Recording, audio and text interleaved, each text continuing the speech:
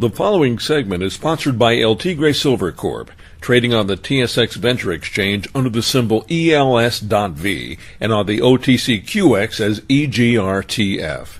LT Gray Silver Corp. is focused on silver exploration and development in prolific Sonora State, Mexico. Find them on the web at ltgraysilvercorp.com. Join me for a conversation with a frequent guest of the show, David Morgan, the Silver Guru, an expert on money, metals, and mining, also a lecturer and an author.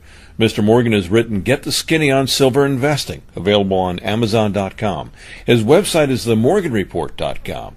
David, welcome back to the program. Oh, it's good to be back. Now, I think it would be safe to say that we've had an upswing in the market that's maintained itself recently. Perhaps it's time for those who've been holding off to jump back in and get their feet wet. Don't you agree? I do. I mean, the old adage, not only in the markets but in life in general, is timing is everything. I mean, you're getting off the bus at a certain point in time and see the woman of your dreams and end up marrying her. I mean, that's a timing event. I mean, there's lots of things that I don't want to belabor the point, but it's really safer to buy when a bottom is confirmed, and we're almost at the point where I'd say the bottom for the metals is confirmed. Certainly looks that way. As you well know, Ellis, I called the bottom in silver, and it's stuck to it, and so far that is the bottom. And that's way back at the end of June 2013, but it went sideways for 7-8 months. So we've broken through the $21 level, which is a level that, for me, from my work and technical work, shows that's basically the level we needed to achieve and go up through. And we have, and we're above that level, and we maintained it for some time. This doesn't mean that it's 100% accurate, but the probability is quite strong. So if you're buying now after the bottom is in, assuming I'm correct, then you have a lot of time that you haven't wasted. If you have cash on the sidelines, you're paying a little bit more, certainly, but it's a little safer to buy after the forming of the bottom rather than try to pick the bottom, because even if you got in a few months ago, which wasn't a bad idea if you're a long-term investor,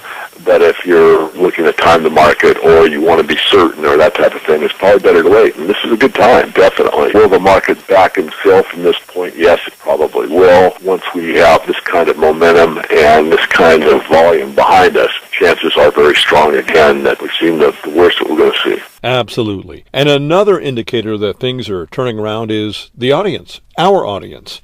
And our audience is feeding us more questions about purchasing stocks, and they're coming more often. One of these questions that has come in from one of your subscribers at the Morgan Report reads as follows. I'm a new member who lives in Friday Harbor, Washington.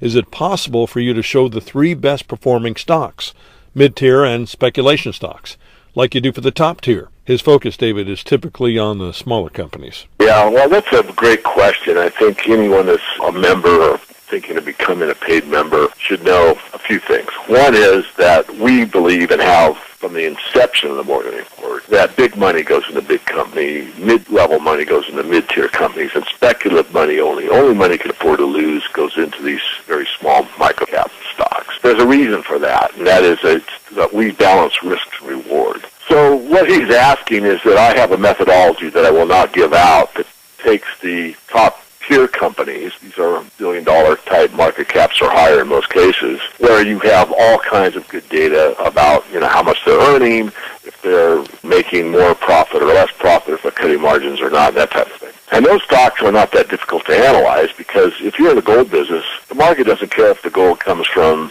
South Africa or if it comes from Canada, it's gold. And so what you're really trying to do is determine what is the most profitable, well-run organization that produces a commodity, or money, if you want to call it money, and I certainly would.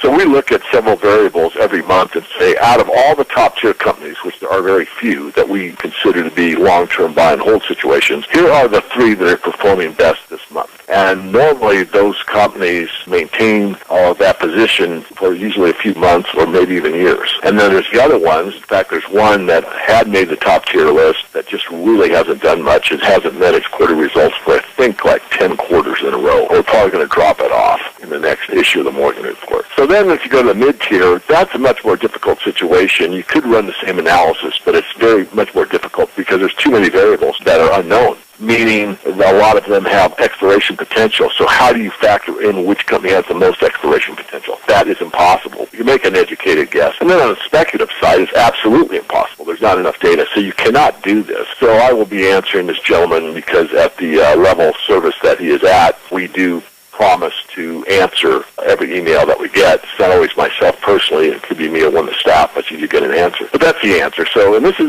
one more comment, Ellis, and that is that the Morgan Report does not focus that much on the smaller companies. We do it because there are opportunities there that we feel are worth taking speculative capital and moving it into. But what I try again and again and again to emphasize is that nobody, no matter how much you trust an individual or their capabilities, can pick these companies on a single on basis. So you need the same dollar amount into like 5 of them or 10 of them at the most. We try to keep this list at 10 or less. And that way, one company that doesn't do anything close to what we expect. In fact, you might be your personal favorite, blows up, but one that you thought wasn't as good or whatever takes off to the moon. And those kind of situations are almost impossible to forecast. And of course, I get the question constantly, well, which one of these small companies is your favorite? None.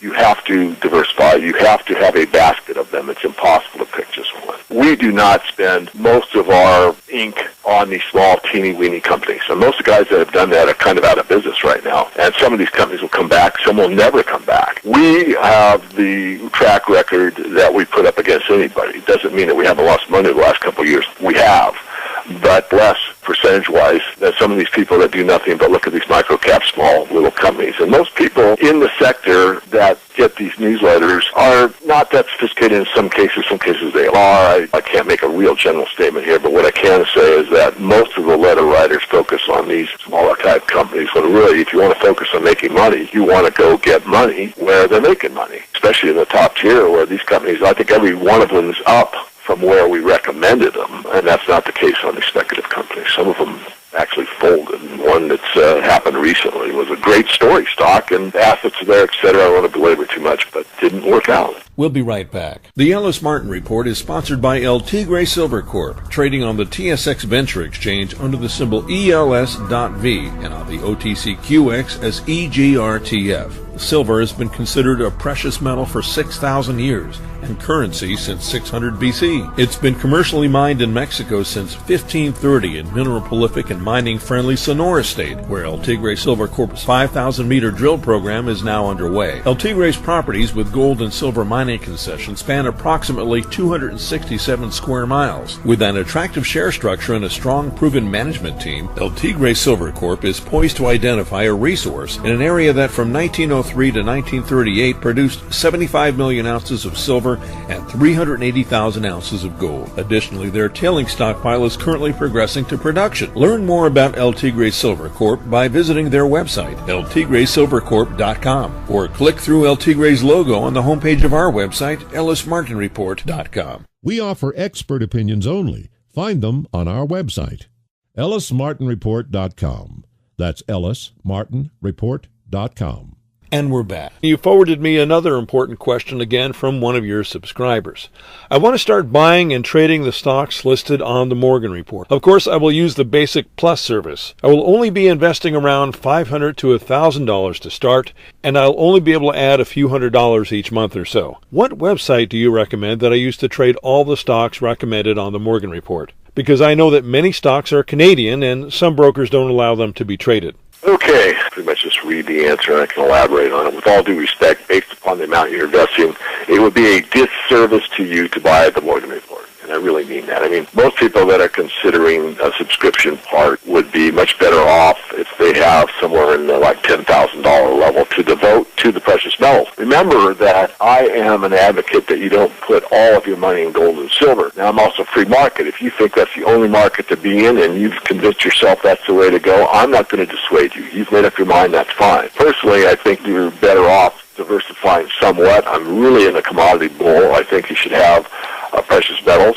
I think you should have some energy, and I think anything to do with the food industry or water is probably all good areas to invest in. We don't have the capability to go in those other areas. I do personally, but we don't write about them because I don't have the staff to cover all those other areas. Without little to invest, you'd be better off to just buy a gold mutual fund. Like Frank Holmes, for example, runs a good mutual fund. So there's Hathaway. There's several out there. You could Google that. I also told him that I thought the Petaluma people was somebody he could contact, maybe give them a call and tell them his situation, and they might be able to, I know everyone over there, almost every broker even, and it's been around for a long time. They do specialize in the mining sector, and they're good people overall. But that's the idea. I said save your money. Probably best to invest in the real metal first. Don't get too anxious to build up in the stock side unless you have pretty good net worth. So that's being of service to him in my view. I mean, the service is don't buy my service. It's not appropriate. And when you're investing in these markets, the sophisticated investor with the means to risk more, they typically deal with firms, as you said, that can buy these Canadian stocks. And you really want to be able to call a broker that knows the market and can buy for you immediately when you're ready, rather than having to use an online e-trade portal or venue. Deal with someone you know and trust. Yeah, I think it depends on the level of the investor. I think if you're a beginner, it's actually better to pay for a full-service broker that has a good reputation, such as Penaluna. There's a couple others I recommend in the How to Use the Morgan Report section. I don't like to be beholden to one because they think, I'm getting a kickback or something, and I'm not. There aren't that many I recommend. There's one over in Seattle, Washington that has dealt in this area for years and years. In fact, one of the largest coin dealers in the country uses him as his broker based on my recommendation. He's extremely happy with him. So when you do buy the report, the first thing you should do is read the How to Use the Morgan Report. I do my best to keep people safe. In other words, it specifies how much you should put in the metals, how much should be in the metal itself, how much should be in the stocks. In the stocks, how much goes to the top tier, how much goes to the mid-tier, and how much goes to the speculative section, how to divide it up. All this stuff is outlined in the How to Use the Morgan Report section. Again, we do our best. I still hurt when someone calls me and tells me that they put a ton of money into one of these story stocks, especially if they haven't spread it out among 5 or 10. But it happens. But I don't have a lot of guilt because I'm really upfront about not doing that. It's spelled out in How to Use the Morgan Report. I've said it on shows like this. I say it publicly and privately. So I don't know what else I can do. I can't force people to make good decisions. And certainly, speaking from experience, I did that myself in my early investing career in the mining sector. Going into my early 20s, I did nothing but, well, that's not true. I did buy some of the top tiers, but I also put too much money in some of the speculative companies. And when I started the Morgan Report, my initial thought was I wouldn't do any penny stocks, none. But I changed my mind because if you can find value and make determinations and do what I've stated for the 5th time, spread it out. In other words, make 5 bets instead of 1 bet. Now, you have a pretty good chance, and we had very good success early on, but that part of the cycle's over, and that part of buying the smaller stock companies, you can actually buy crappy companies at the right time of the cycle and do well. And it's unfortunate, but that's the way markets work, and that part of the cycle was basically between the year 2000 and, say, 2005 or so. I mean, a lot of these companies went up 5-fold, 10-fold, or whatever that really had no merit, but there was so much money pouring into these companies that drove the prices higher. That part of the cycle's over. It actually will come back, but it'll come back at the very end of the cycle, and I don't see that happening for probably 2016 or so. Thank you for the opportunity, because this will help people that are contemplating should they get the Morgan Report or not, the paid version. Really, the Morgan Report is the paid version. There is an e-letter. We refer to it as the free letter or the silver update letter, but that's free, and of course everyone's welcome to that. But as far as trying to make investment decisions and helping you with research and that type of thing, it's not for everybody. If you don't have a certain amount to invest, then honestly, don't waste your money. Don't spend it on another silver coin or another, at this price, another 4 or 5. You can follow the Morgan Report on Twitter, YouTube, and you can, of course, subscribe to the Morgan Report by simply logging on to themorganreport.com. David, thanks very much for joining me today on the program. My pleasure. Thank you. I've been speaking with David Morgan, again, of themorganreport.com. Listen to this segment again on the podcast page of our website, ellismartinreport.com. This segment has been sponsored by El Tigre Silver Corp., trading on the TSX Venture Exchange under the symbol ELS.V and on the OTCQX as EGRTF. El Tigre Silver Corp is focused on silver exploration and development in prolific Sonora State, Mexico. Find them on the web at eltigresilvercorp.com.